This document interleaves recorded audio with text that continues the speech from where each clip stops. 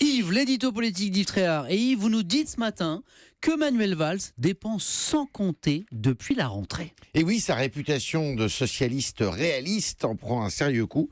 Lui qui était plutôt économe, eh bien patatras, à 6 mois d'élection présidentielle, voilà que le Premier ministre se met à dépenser effectivement ces dernières semaines. C'est la grande saison des plans d'urgence en tous sens, en tout genre.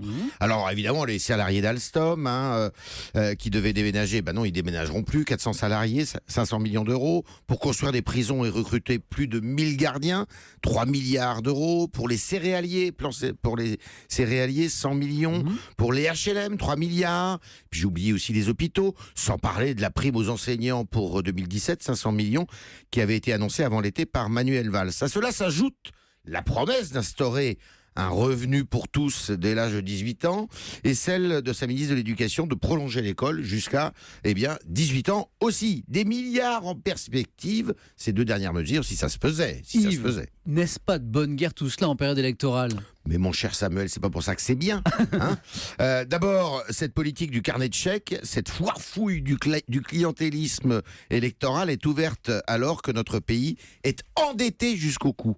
Plus que jamais, 2170 milliards d'euros, soit 33 000 euros par habitant.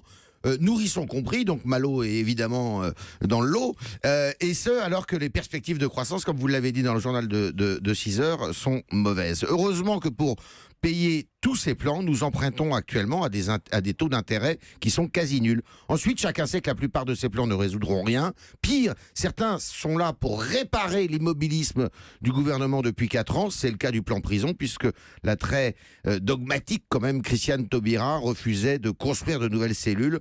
Et on voit la catastrophe de cette politique pénale, d'ailleurs. Yves, ces dépenses ne sont pas donc toutes des rattrapages inutiles. Mais la ficelle est un peu grosse, surtout venant de Manuel Valls lui-même. Il ne vous a pas échappé que le Premier ministre est en embuscade. Si François Hollande ne va pas à la primaire du PS pour la présidentielle, eh bien on peut imaginer que Manuel Valls ira. Il pose des petits cailloux. La politique des petits cailloux. Exact. Merci Yves, merci Géraldine. Merci. Bon week-end.